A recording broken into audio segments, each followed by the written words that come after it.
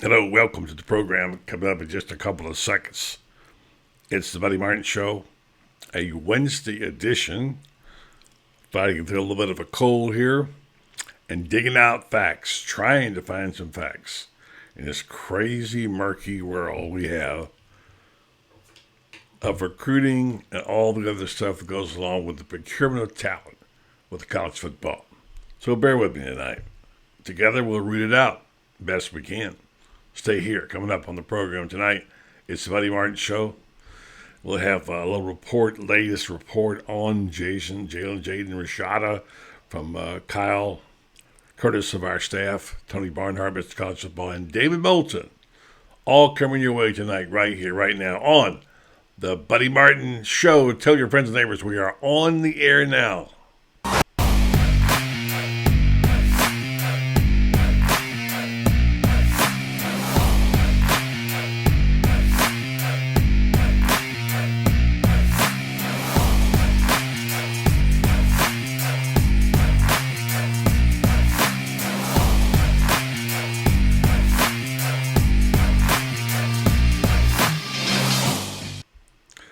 Well, good evening and hello and welcome. I'm coming into it backwards tonight.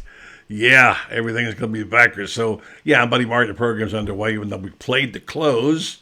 It was the open. Well, we'll go ahead and play the open too. What the heck? Yes, it's time again for Buddy Martin. Call him up and tell him what you're thinking. But be kind because he's doing the best he can. Better, stronger, faster. Mama says that alligators are ornery because they got all them teeth but no toothbrush. Hey, what if the voice calls while you're gone? Take a message. Bye! You ready, champ? I'm ready for this my whole life. I'm incapable of small talk. But that's why you love me, right? Kind of intimidating to be in the presence of so many great athletes.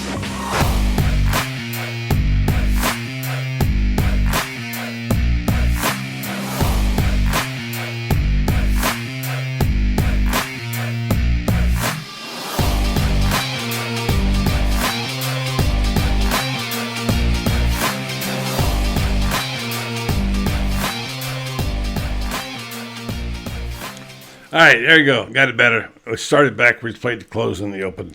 It's one of those George Costanza kind of nights and days anyway. Crazy stuff going on. Welcome to the program, my buddy Martin. We're heard nightly, 4 nights a week, Monday through Thursday, and always with great guests. Mediocre hosts with great guests. Tonight, college football. We'll go right to the orange and blue room in the hotline and talk to a guy who's been working hard all day, like others, tracking down the stories that we are trying to figure out. And that's the thing about it. People don't understand. About 2/3 of reporters' time is always tracking down stuff. And often we don't get it. And I think he's hiding in the shadows tonight there someplace. Looks like Kyle might be there. Kyle, quick hello to you. Good evening. Hello, welcome. Hey, how are you guys? Tony Barnhart standing by here at Mr. College Football.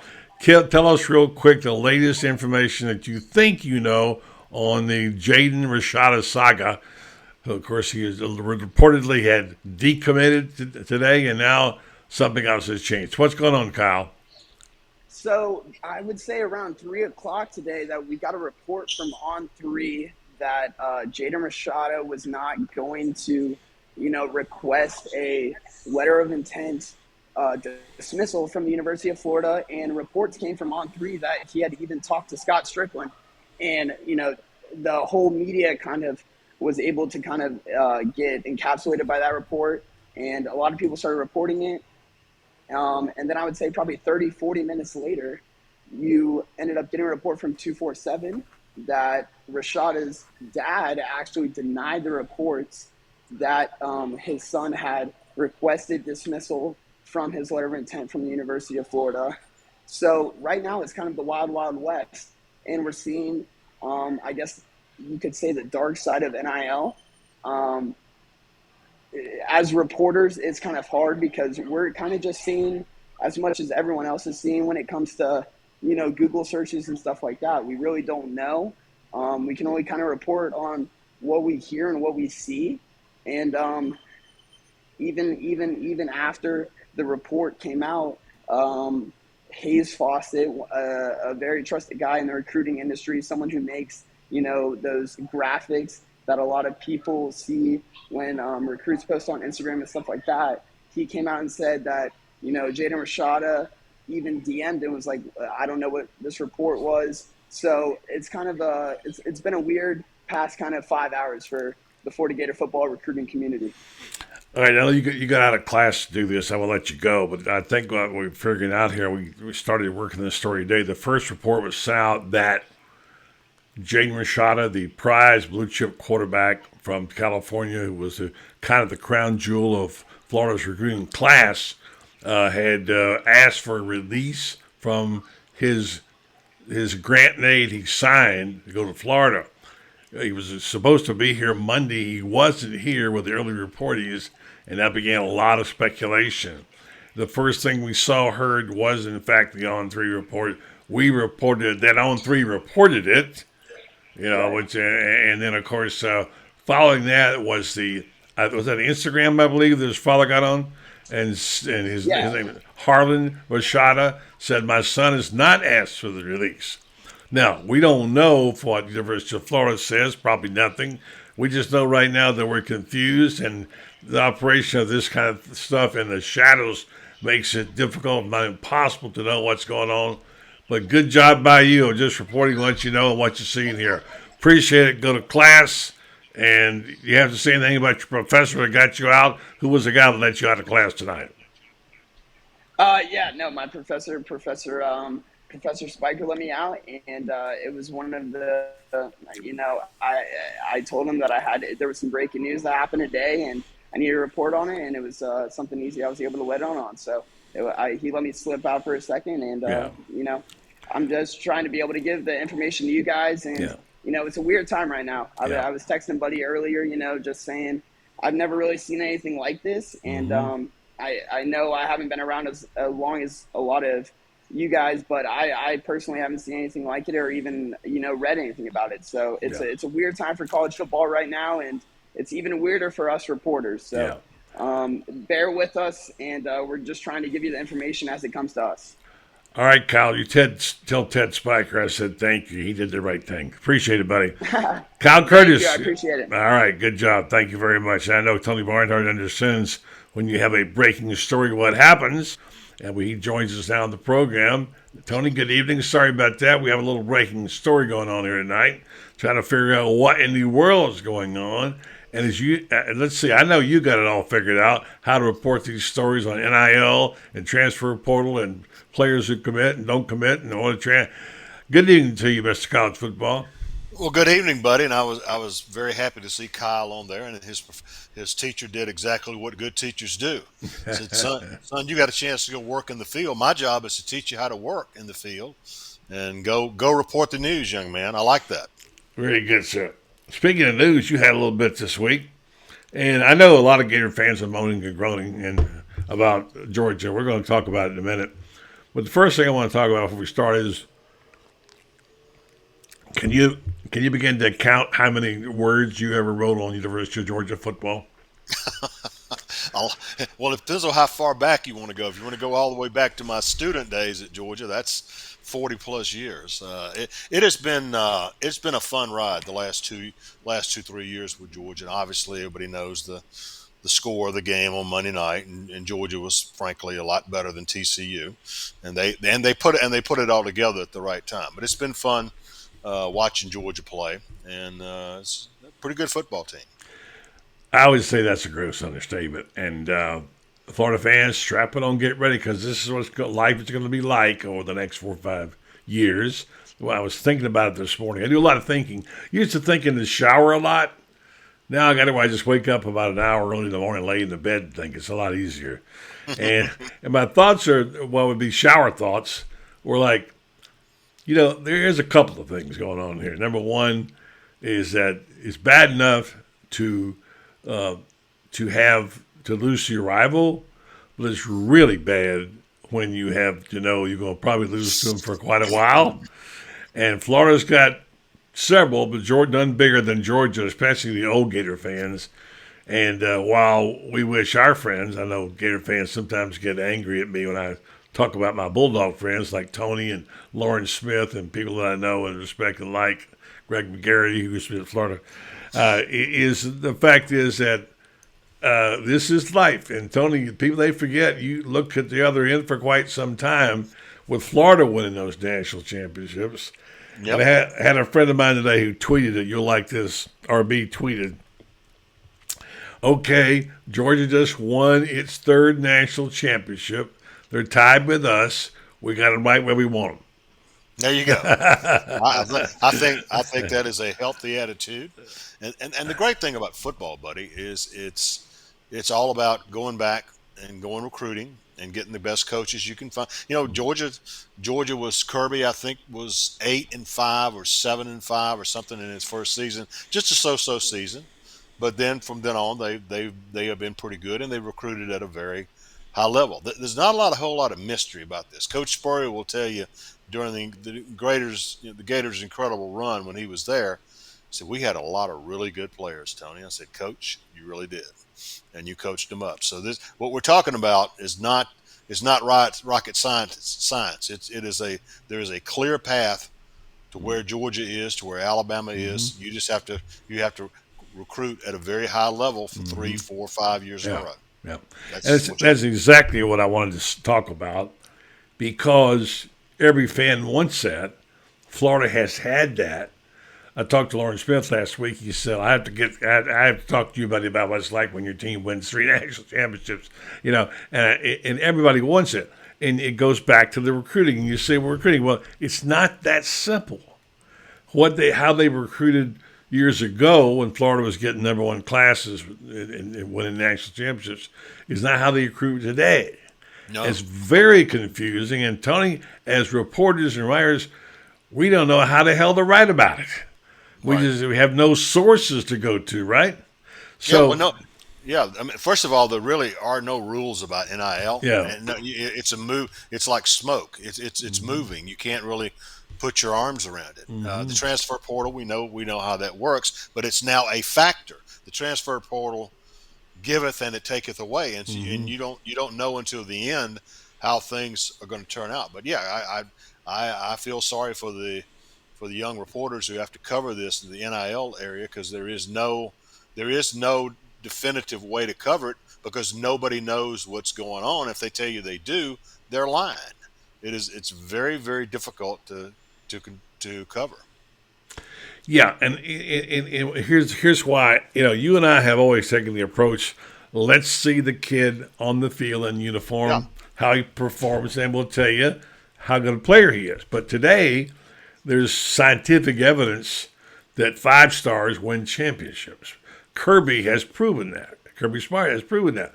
And as much as we'd like to say, well, I can't be bothered with all that, now we have to pay attention to what's happened in the portal, what's happened in the recruiting even more so. I don't know how much more you can do, and try to figure out what is this path to championships. Well, it involves getting top players. That's why now tonight on our show, there are lots of people, and I understand why, obsessing about this quarterback that they have in California, Jason Rashada, who was everything Florida won't seem to want, a 4-star. Sometimes it was a 5 on other services, and a guy that everybody really liked and said, that's our guy. We're going to go with him now. And I understand. What did Alabama do with their star quarterback? Won a national championship and a Heisman Trophy. What did what did LSU do with its star quarterback? Won a national championship. What did Georgia do with its walk-on quarterback?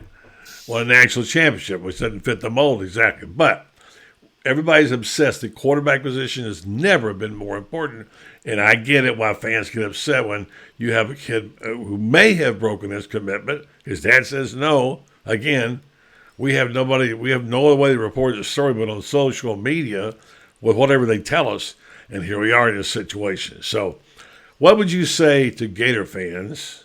And you know them quite well because you covered the league a while, and they know you, and you've been around. You've seen it from both sides, and you've written about them, who are saying, we got to have our championship now. We need to get our guy in here. if this guy's not the guy, then Scott Strickland should fire him and get somebody else or whatever. How it goes today in college football. What would you say to them? Well, first of all, you can't possibly know in 1 or 2 years whether or not this is the guy. You have the people who hired him have to trust him, and then is he doing all the things you're supposed to be doing in terms of organization, in terms of recruiting, and all those. Now, I will say this: if you go out in the first 2 years, your new head coach didn't recruit a lick, and you're not getting a lot of players that you're going to need, then you start looking at it differently. But I would tell my Gator friends on the recruiting front, just be calm, okay? See if your coaches are doing what they're supposed to do. Fretting over recruiting is not going to make recruiting better. Mm-hmm. Making phone calls about recruiting is not going to make recruiting better. Only recruiting is going to make recruiting better. And every school has to decide. Let's take Kirby Smart. Georgia hired Kirby Smart because they felt very confident he could recruit at a high level. He and his staff could recruit at a high level. And in a short amount of time, Georgia would be competing for the SEC championship and the national championship. Well, that's the way it turned out. One good thing Kirby had in his favor is this. Mark Richt and his staff did a very good job of recruiting. And Kirby Smart inherited a really good roster. And by the second year, he's playing for the national championship against Alabama. Mm-hmm. I talked to Coach Spurrier recently before the championship game about Georgia and Kirby. A lot of fans like to think that Florida hates Georgia, Georgia hates Florida, and the ultimate bulldog killer is the enemy, and that the coaches don't like each other. But Steve told me he really likes Kirby Smart. He said, among other things, he wears a visor, and he said Kirby told him at the Heisman, he says, they give me a little business about it, but I told them to forget about it. Some Georgia fans like to see him dump that visor. He said, they used to give me more problems. They won't be giving any business about it now, of course. They'd be worried if he didn't wear it now. And he said, I like Kirby Smart because he goes about the game the right way. Steve says you'll see him hitting people out of bounds late after the whistle. And, of course, he's talking about playing dirty football. He does it right. He does it in class. And he says, I really do like Kirby Smart's Georgia team. Now, that's almost heresy, isn't it? I know for some Gator fans it is. But the fact of the matter is that Kirby, Coach Smart is a good guy. He's the son of a coach. Okay, mm-hmm. He learned from a great high school coach how you're supposed to do it the right way and how you treat people and things of that nature. And he said something yesterday that after the game I thought was really interesting. He said, "Look, somebody says, can you win a third straight national championship?" He said, "Look, I'm just not going to let our program be defined by championships. Do we want to win championships? We absolutely do. Mm-hmm. But I don't want to put that on my players. That he said first of all, there are a lot of great coaches who've had great careers who didn't win a national championship. So I'm not going to let an obsession with championships impact my career or that of my players. I'm just not going to do it." Yeah. Speaking of players and coaches, when you start winning, you start losing people after a while because they go on to become successful. That's what happened to Nick Saban. And this gentleman here, Larry Gross, says Coach Monken is the unsung hero. Come a time soon when Todd Monken is going to have people calling on him and say, hey, I'd like to have him as my head coach. That might not be too far down the road. Nah, it's already happened, buddy. It started happening last year. But Todd Monken has been as good as any offensive coordinator in this game for a couple of years now. I mean, Stetson Bennett, one of the best stories I've ever covered. Just a great, great story. But this guy was extremely well coached by Todd Monken, and it makes a difference when you got a quarterback coach and a play caller who knows what he's doing. Todd Monken, buddy, is really in the position that Bob Stoops was in after the 1996 national champions. Yeah. He could go anywhere he wanted to, but I remember sitting in his office in Gainesville saying, Tony, I think I'm in a position now to wait for the right job to come along. Yep. Todd Monken is in that same position right now. He he is not going to leave Georgia. Oh, by the way, he's the highest paid assistant coach in college football. Really? Well, he should be. Yeah, and he's not going to leave Georgia for any head job. It's going to be an Oklahoma. It's going to be one of those one of those franchise Blue jobs. Bloods, yeah. And quality of life in Athens ain't too bad for the kind of money. No, I'm sure it's great. And you're exactly right. Bobby Stoops had multiple offers while he was coaching with Spurrier and turned them down. And because he was going to be choosing, you mentioned Oklahoma. Well, that's where he went. Did pretty fair there, I'd say. And so, yeah. So, all right. I want to hone in just a little bit on college football, the state of college football right now. Aside from the issues they're having, and I do believe in my heart of hearts they will get it right eventually. Right now, it's not. And it's really incredibly difficult for everybody, including the media, including the fans, including the coaches and the players. But this whole thing is, if they can get it right, they are set up for a run now. Because I firmly believe, and I think you do too, that the 12-team playoff, and Tony, you know how long I've been talking about this whole idea of play it down, for a million years. And I know you favor this 12-team playoff sets up really nicely, especially for the SEC. Do you agree? I do agree, absolutely. The SEC is going to do very well. And as somebody told me, I guess it was yesterday, so if you think about it, the 12-team playoff, because you're going to have to play, the two teams in the championship game will play 15, 16 games, as they do now. It'd be like 16 or 17 games, as a matter of fact. That benefits the deeper, more talented conferences. They're going to hold up better over the long haul. The SEC, well, there's a reason that Commissioner Greg Sankey of the SEC said, we're not going to 8, okay? 12 is what makes the most sense for us because we're going to get 3 teams, maybe sometimes 4 teams in the playoff. And I think it's going to be great for college football because we will get to the end of a season. Put it this way, buddy. We got to the end of this season, and for the final 4 teams, we were talking about maybe 5, 6, 7 teams at the most who had a chance to crack that final 4. It was really like 5 or 6 that had a chance. This way, when we get to the end of the year, we're going to be talking about 20 teams that have got a shot to get in to the playoff at some level. And I think it's going to be great for college football. All right, Hall of Fame this week. You, of course, knew that was a fait accompli for Tim Tebow, and it was a great moment for him. But a lot of other people got in, including the guy you know very well, Mark Richt. How'd you feel about that? I was very, very pleased to see that, and because Mark Richt is a special man, a man of very strong faith, and people forget. Mark Richt averaged 10 wins a year for 15 years as a coach in the Southeastern Conference. Won a couple of SEC championships, got really, really close to a national championship in 2012. That's when they got down to the Florida 5-yard line in the SEC championship game and had the last pass batted down. Just an incredible career, incredible man. I'm very, very pleased to see him go into the Hall of Fame. Congratulations. Here's a little news you may not know about. This guy, we call him Bubba, Steve Spurrier Jr., now the offensive coordinator at Tulsa. All right. So he's going to flap his wings a little bit.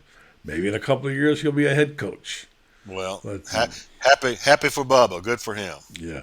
So congratulations to Bubba there as well. And also, the other news is that Coach Spurrier is getting a street named after him up in Gainesville on February 10th.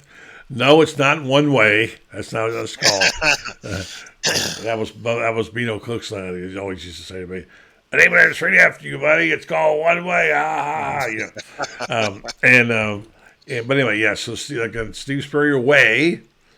As I said, I thought we'd have Urban's Way, which is the name of a book I wrote one of these days. Never got it. We got a Steve Spurrier Way. Congratulations to the HBC for that. So I know that, gosh, Tony, I mean, he's such a treasure of college football.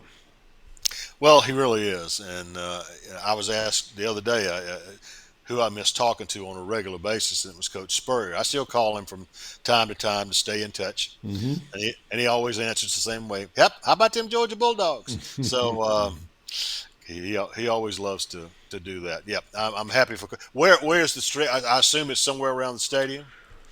It's I don't know. I think it's north of town. I don't know. Got it. I know that Tennessee's got them all over the place around the stadium. Absolutely. T. Martin, and everybody's on the street. I don't know exactly where it is. I better know because I got to be one of the speakers up there. I'll find out. But I just found out yesterday. So the name of the street after Steve Perry. Before I let you go,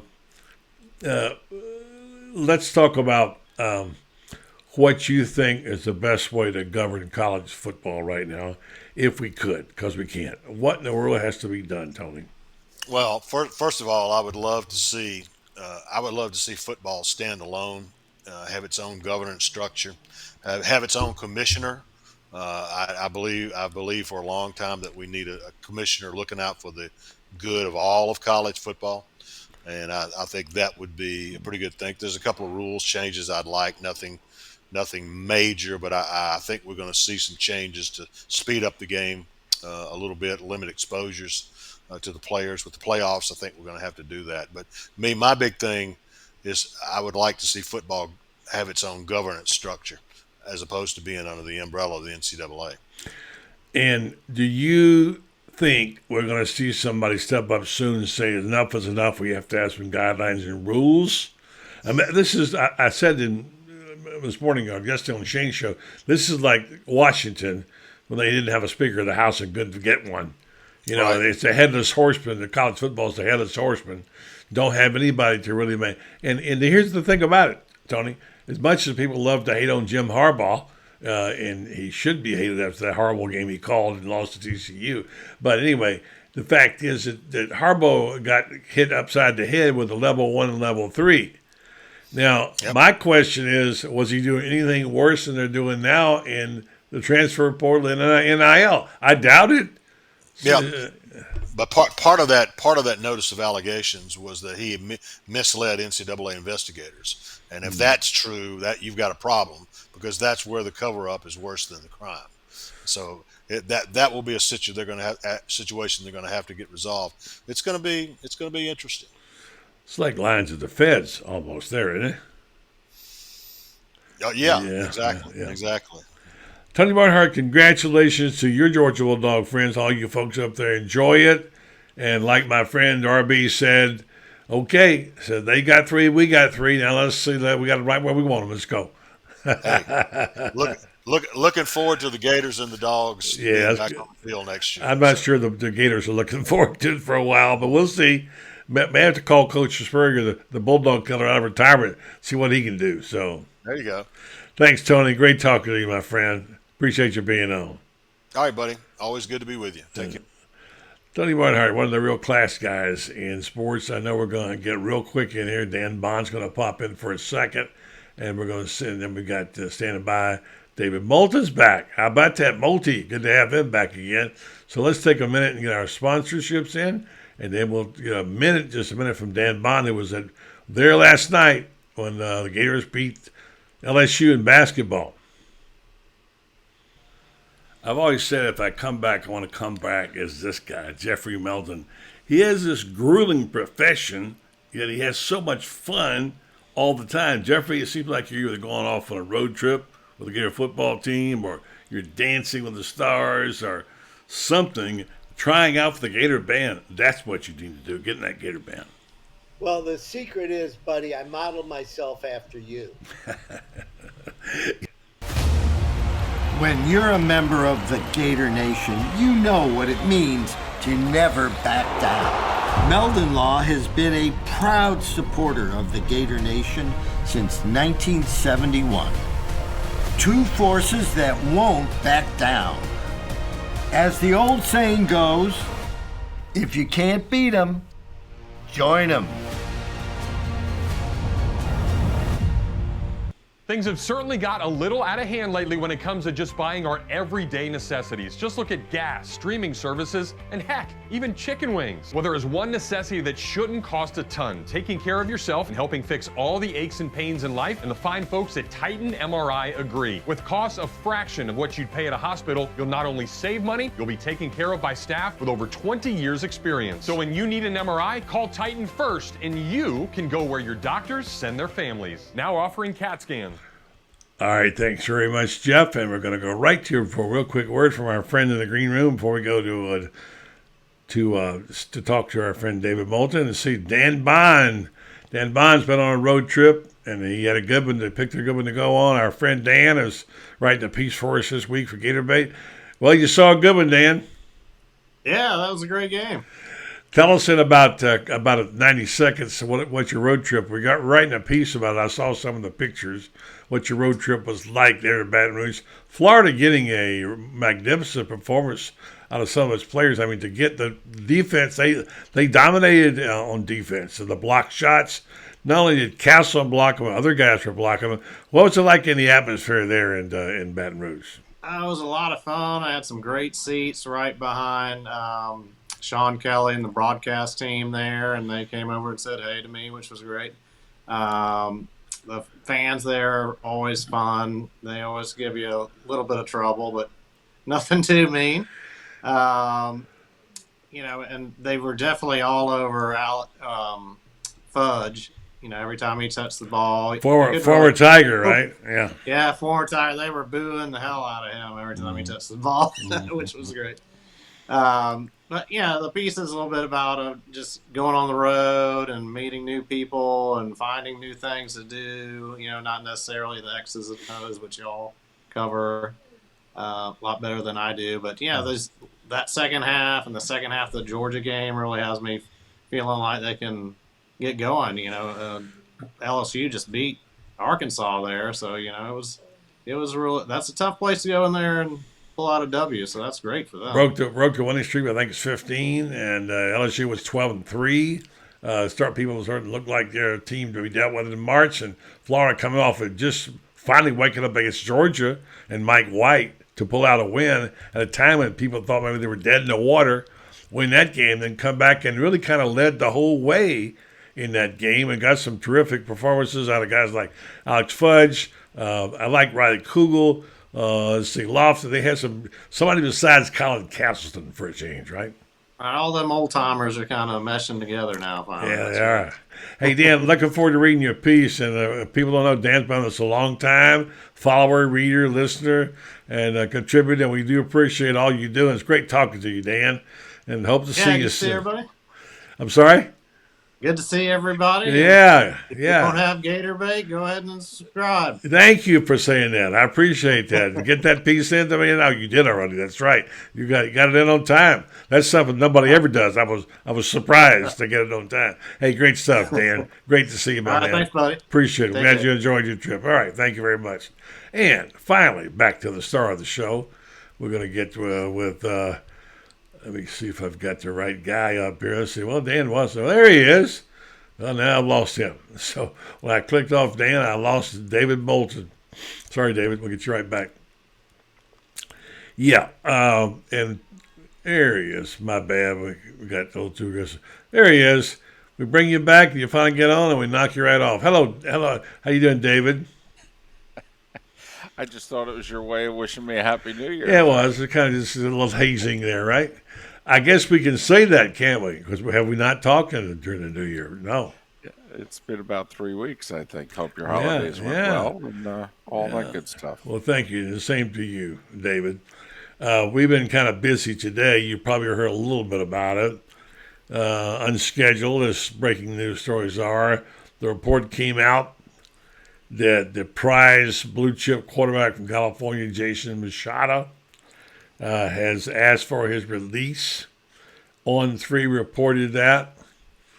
Gatorbait reported that. On3 reported it because we couldn't report it. We didn't really know. And then a few hours later, his father, also his name was Machado, obviously. I got his name down someplace. Reported came out and told 247 that his son had not asked for his release. Well, it not officially. Right. They just said not. Yeah. Well, I don't know. It's kind of like, what definition of is. The way I read it was that he hasn't filed the paperwork, was the way I read it. Yeah. I know Edgar Thompson reported an hour and 20 minutes ago that the NIL deal that the Gators had worked out with Rashad has fallen apart, and that Rashad is likely on his way out the door. Well, we had heard that, but I can't get anybody to confirm that. And I've talked to people and asked people who were involved in the NIL deal, and they will not respond.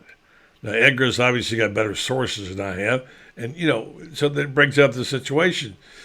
How do you report a story in the shadows like that when you have no idea what goes on in the back rooms with negotiations, and you just have to report what you think you hear and see, and then you have to report what others perhaps are saying or writing, and then you have to check the authenticity of what they say.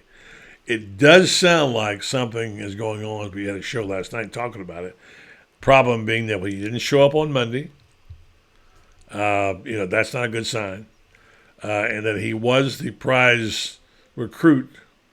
And I don't know about the other stuff. I can't prove it. I've heard the same things you've heard about how much money is on the table, that certain people have taken. I don't know. I don't know. I don't even want to bring it up because I'm fearful that none of it's going to be correct. I got a new acronym, NIL. Nothing is legit. Nothing. It's a bunch of, David, you know what snake oil is. You've been around. You heard that story. A lot of people, the snake oil salespeople are in there with the good people. There's coaches, there's agents, there's dads and moms, whatever, and it's very hard to...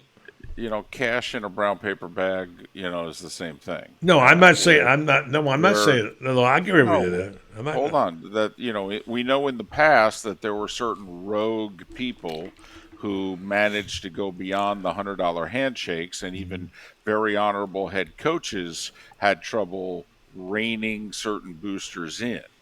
Okay, and I'm not talking about Florida. I'm just talking about in the world of college football. And so, NIL is just bringing it out of the shadows and making it front and center. And now, we may find out the specific dollar amount as opposed to, I remember what I was told 10, 12 years ago as to what it cost to get a quarterback. Mm-hmm. I was told it cost $200,000. Mm-hmm. You wanted to get a quarterback, get him to transfer to you, get him to commit to you. Mm-hmm. Okay. And if it was up in the air, you had to come up with $200,000. Now it looks like the price is $2 to $3 million. Yeah. Okay. I mean, it's not your money, buddy. It's not mine. People want to spend it on this. Yeah. Whatever. Knock yourself out.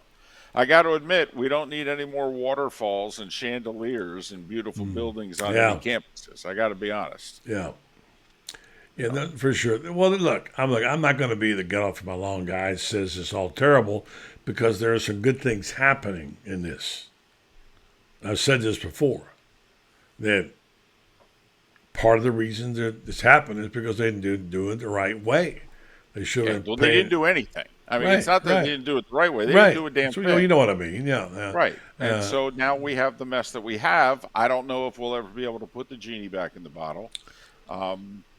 It's tough, as I heard, Tony Barnhart talking about, when you don't have a commissioner, you lost the battle in court.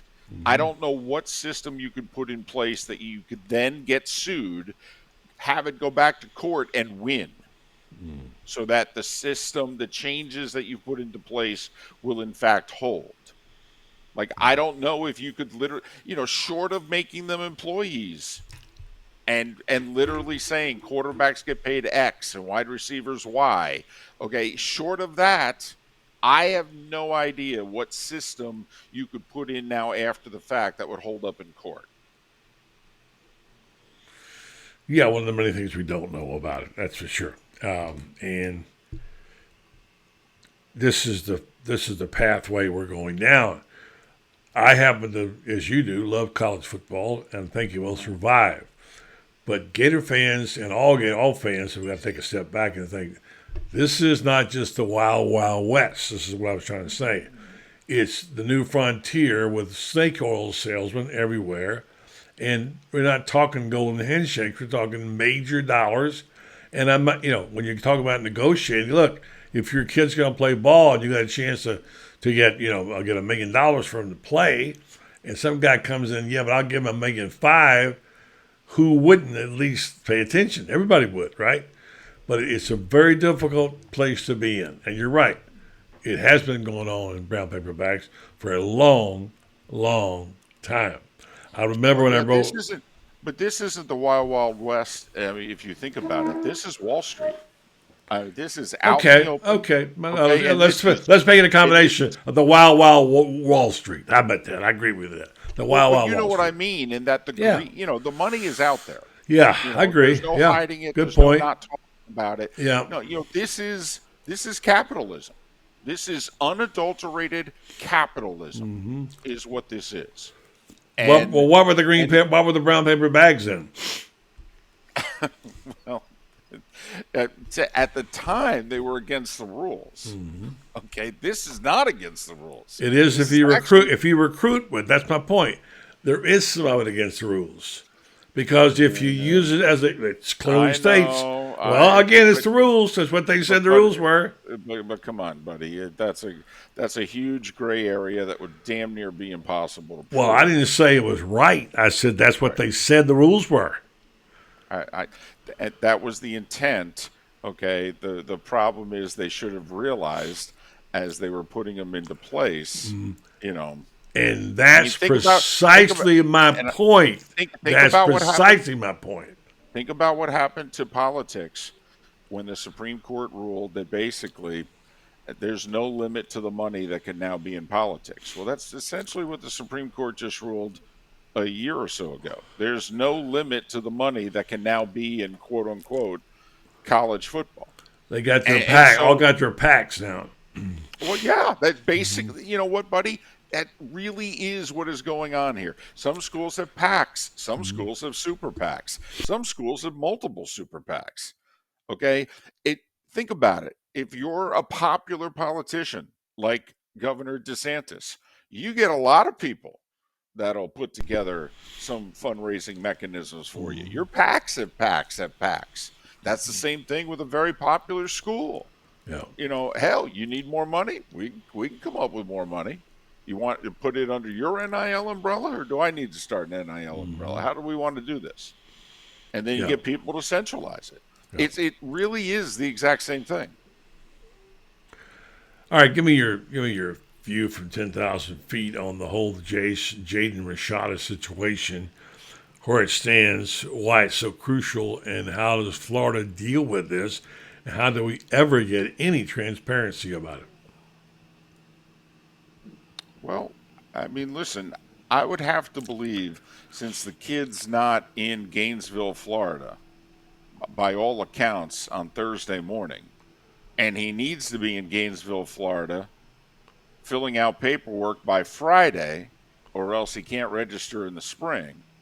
Okay, and if he's not here in the spring, okay, the odds are he's not going to be much of a contributor in the fall at that position. So, whether he's going to be a Gator or not, if he doesn't show up in the next 48 hours, he's likely not to be a big contributor in 2023. My guess is, since there's this much smoke, there's fire. Okay, and I agree with John here. When Edgar Thompson reports an hour and a half ago, literally to the minute, that the deal is falling apart, then I'd be willing to bet the deal is falling apart.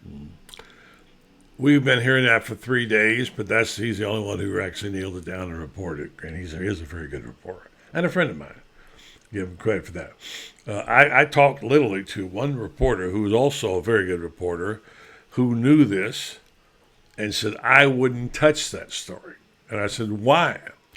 He said, because it's beset with so much crap, so many double dealings, backstabbings.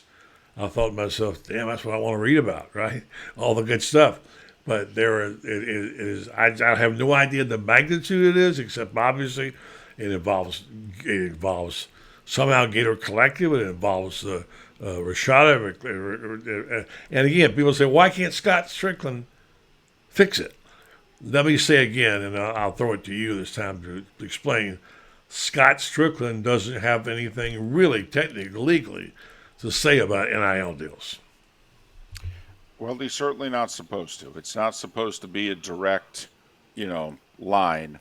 But we all know that the best NILs, there's very much a nice, smooth flow. Okay, that the athletic department and the NIL people, that they each know what they want and who it is that they want and what the price of admission is for certain people and all that. And the one thing that I do think, Buddy, is going to come of this, not knowing the specifics, is that you're not seeing this happen at a lot of other places. So whether it's just some bad dealing from the Rashada point of view, or whether it's the fact that the Gators don't have, everything nailed down from an NIL standpoint on their end, that will be the fallout coming from this. Either the Rashada and the Rashada family, was double dealing and wanted out because now they're going to get more elsewhere, or that Florida didn't have it nailed down, couldn't live up to the promise, and so the Rashada family said, well, then we're going somewhere else. I mean, it'll be one of those two scenarios. Okay, so you're saying basically there's a betrayal somewhere. Well, obviously somebody's not holding up their end of the deal. That would be a betrayal. Right.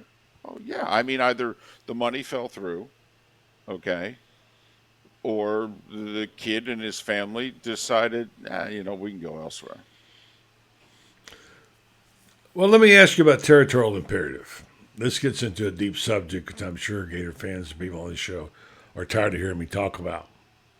In a perfect world, I know you can't grow everybody, but I have this dialogue, and you and I probably talked about it. In the end, does it really matter as much to a guy who came from 3,000 miles away as it does here? And would you be better off if you focused on athletes in the Southeast who want to come play in the SEC, and maybe ones that want to be Gators? I know that's a different world now than what it used to be. And we have how many people in this state now? How many million? I forget now. I lose track of it. So it's a different kind of makeup. Not everybody grew up wanting to be a Gator fan or a SEC fan. But when you go back to there's Chris Doring over there, there's a Terry Jackson over here. There are people, there are players, and I present to you in a world of national championships and dominations and what have you, a walk-on quarterback from Blackshear, Georgia, who dreamed of playing for the Bulldogs. Worked out pretty well for him, didn't it? My point is that sometimes you think maybe if you were just had a little more unity on your team, you'd have a better chance of becoming that team. Because Billy Napier's got to build this program in a really difficult time. And he's got to hope that he's got time to do it before Gator fans go AWOL on him. And it's a tough task right now for him to do that. Listen, Walker Howard. Yeah, from LSU. Five-star kids transferring from LSU. Mm-hmm. You could literally pick up the phone to him right now and say, you want to come to Florida? We got a job that's open. Mm-hmm. All right? And I would think that would be very appealing to him. Where's he from again? Florida, right? I thought he was from Jacksonville. I don't know. Somebody could tell us here. All right? But either way, he's a five-star. Mm-hmm. Okay, was considered one of the top 50 recruits in the country just a year ago. Yeah. And he's available. And you've got an opening now, suddenly. Mm-hmm. Yeah, that's a good point. Good point. So to me, I wouldn't think Rashada is the end of the world here. It's not good. You go along with that with 26 other kids who have transferred, some of whom you're thrilled who are transferred. Probably 6 to 8 of them you're like, damn, we lost them. All right. But, hey, program's not in good shape. Program needed to, it needed to get a little messy to get it on the right path. And hopefully Billy's the right guy, and he's going to get it done. But, I think Rashada can be overcome. Tough loss, no doubt about it, but it can be overcome. I agree. I think the perception of it right now, though, is here's Georgia way up here, here's Florida way down here, and they got, a decent recruiting class, not great. Kirby's got everyone 5-star in the world, and you got your class rolling out there in 2023. And the first thing that happens is your crown jewel falls off. And here you are going after the Bulldogs without a prize quarterback. I think they'll be okay. I think it's the perception. By the way, it's what it is about it. It's like the stock market, David. We talked about this before. David, are you awake? I am. Oh, okay. Okay. I'm trying to figure out if Walker Howard was from Florida or not. Actually, another kid that LSU recruited, I believe, was from Jacksonville. Walker Howard was from Louisiana. Okay, I'm not sure either. Either way. Listen, I do think that Florida fans will drive themselves nuts if right now they try to compare themselves to Alabama and Georgia. Just get your own damn house in order. Get good again. Before you worry about being great, get good. Just get good. You're a long ways away from being good. Get good. Then worry about great. Right now, buddy, I think there's a bigger margin from where Florida is to get to good than there will be to go from good to great. Because once you get to good, you can get the guys that'll make you great. It's tough to get anybody who resembles that when you're mediocre. It is. That's why it took Florida State as long as it took to get good again. It's tough to recruit when you're going 6-6 and 6-7, and in Florida State's case, for a couple of years, 5-7. It's tough. That's why what has happened in Miami this year, and Mario and his recruiting, you got to tip your cap. It's hard as you know what to recruit when you go 5-7. But they got their NILs together, and Mario's a proven great recruiter. So he's able to keep it together for a year. But if he goes 5-7 again for another year, I don't think John Ruiz is going to have enough money to keep Miami recruiting together. Yes. I want to say that they got a little better today, apparently. Got Micah Mazakua, a transfer from Baylor, a big offensive lineman, and which is a big need for them right now, of course. A guy they're going to be able to plug right in. So he's 6'5", 331. Also visited Nebraska and Auburn last week from Philadelphia. He's not going to play for the Gators. So they're getting a few. They got a couple linebackers. They got a nice size offensive lineman in the recruiting. They're going to need to pick these up in between things, and maybe that's what you mean. They're getting good first. They're not going to. You're right. They're not going to be against Georgia. It's going to be this way for a long time too, David. It's not just going to be this time around. It's going to be for a while. Well, yeah. I mean, we asked on our show on Monday, hey, Gator fans, when do you think you'll beat Georgia again? When do you think you'll win the cocktail party? Now, it's one game. Anything can happen in a game. Okay, but still, usually you have to get within the area code of them, all right, to beat them. When is it you think you'll win the cocktail party? And right now, it seems like, it's going to be a long while. Well, we'll see. Things can change pretty quickly. Look at what happened at Tennessee. One thing I will say, buddy, you have to get a dynamic quarterback. Right? If you want to compete at the highest level, you need to have a dynamic quarterback. Mm-hmm. And at the collegiate level this year, Stetson Bennett was an elite quarterback. Okay? I mean, if you're a finalist for the Heisman, you're an elite quarterback. Whether he's got the height and the weight and the measurables and where he's going to be drafted, that doesn't matter. This is Saturdays. For Saturdays, okay, he became an elite quarterback. He should. He was around 6-7 years. He's 25 years old. Yeah. Yeah, he's that. I had a great picture of him someplace. Somebody sent today with a long beard. Right. I meant to. You put it on the show tonight.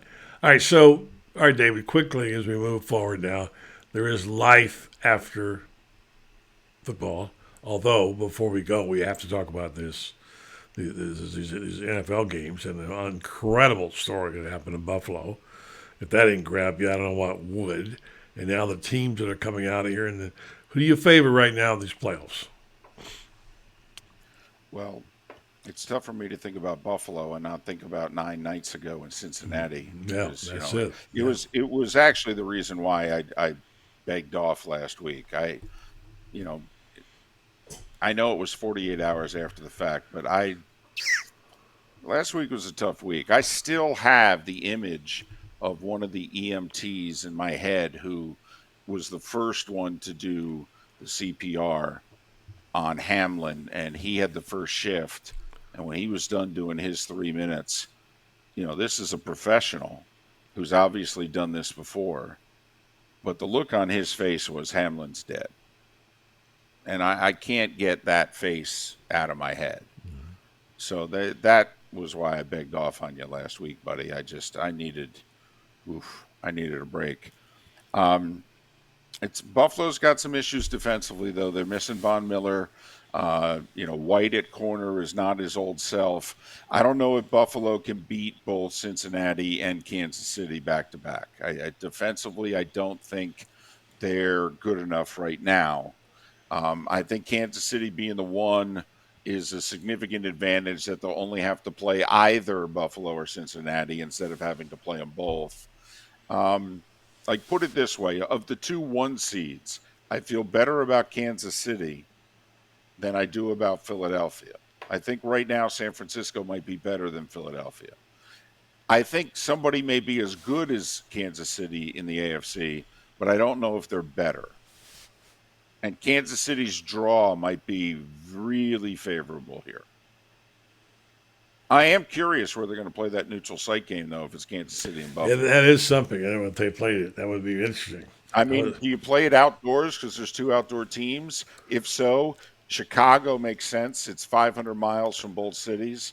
Or do you play it indoors and then think about those 2 quarterbacks in a dome, at which case Atlanta's being mentioned. So, Indianapolis, maybe? I think that's no. Indy and Detroit both said they have conflicts and they can't host the game. Okay. Atlanta would be a good spot for it. What about Jerry World? I think Jerry's World would be a great spot. It's definitely a much shorter trip for Kansas City, but if we've learned anything over the years, you could put the game in Greenland and Bill's Mafia will show up. Yeah, that's true. Well, what a fan base. So happy for those people.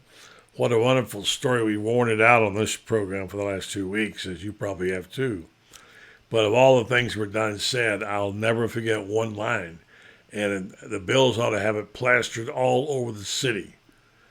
Did we win? Yeah, exactly. Incredible that a guy who just died would wake up and say, "Did we win?" And now he's home. He's home today. Yeah. So you got to think he's going to be giving speeches to the team before every game. So yeah, exactly. I'm fascinated. Dallas hasn't won a road playoff game in 30 years. Yeah. Brady's last home game in Tampa Bay, in all likelihood. Who knows if it's his last game? I'll be there Monday night with Joe and Troy, so I'll be fascinated by that one. Pressure much more on Dallas than on Tampa Bay. Can they handle it? Dak's thrown a pick in 7 straight games. Tampa's had their number the last 2 years. They've beaten them. So, and you know what? I'm hoping Jacksonville wins, and not just because I live in Jacksonville now. I will say the scene Saturday night, buddy, was tremendous. Yeah, it was very the swamp on a Saturday night or in between the hedges on a Saturday night. It's I know you don't want to hear this. It's everything that isn't a part of the Florida-Georgia game. But Saturday night was special in Jacksonville, and they'll have another Saturday night. And interestingly enough, it's going to be about 38 to 40 degrees for the game. It's cold in Jacksonville, especially on that wind off that river, man. Woo. It will be over the weekend. So yeah. It's interesting. And by the way, one more thing about Buffalo. I think to me, and I've been told this by people who played there, like Shane Matthews played there 2 years. That fan base is almost like college football. They are incredible what they've done to support that team. And I secretly can't help but root a little bit for the Buffalo Bills. 'Cause Totally. For a moment, we were all Bills fans, and Well, and Buddy, in a way, I mean, for this playoff run, aren't they America's team? I think so.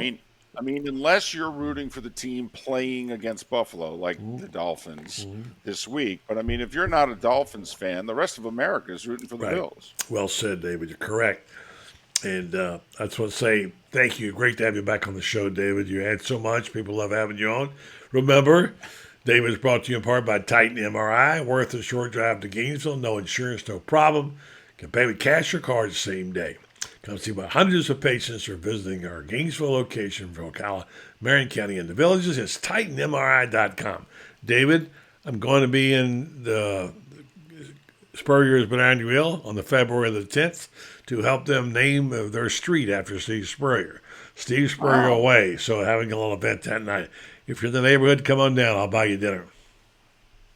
That's awesome. Yeah. That's for Steve. For Steve, yeah. Steve Spurrier Way. Mm-hmm.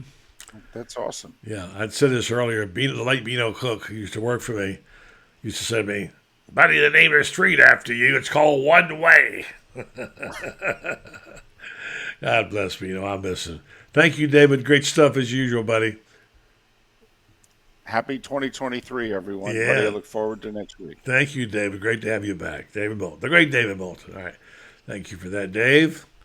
All right, so we'll wrap it up tonight with our message from our folks, our friends over at RenStar Medical Research, a company that is comprised of a great group of people with a big heart who do some terrific work in our community as neighbors, and they've got a first-class facility, and they're about trying to find a better way to take care of our health right here. So, I'll remind you that if you'd like to know more about it, that RenStar is, you go online to renstar.net and find about some of their clinical trials, which are very important, that will help try to find the right kind of dosages and things that we need to make our health better. They have this terrific facility, patient-centered, and they have cutting-edge clinical research trials technology in all kinds of things like Alzheimer's and psoriasis and osteoarthritis, migraine headaches, all the many other conditions that affect us right here. So RenStar is looking for better answers. Since their inception in 1930, RenStar participated in more than 700 clinical trials. Continue to do that and prominent associated with biomedical companies. RenStar Medical Research of Ocala, seeking tomorrow's answers to the health questions of today. Once again, thank you for listening and thank you for watching. And we're back tomorrow night with Orange and Blue Blood Thursday with our guys. Hope you'll join us. Let's see what's going to happen. The saga of Jaden Rashada continues.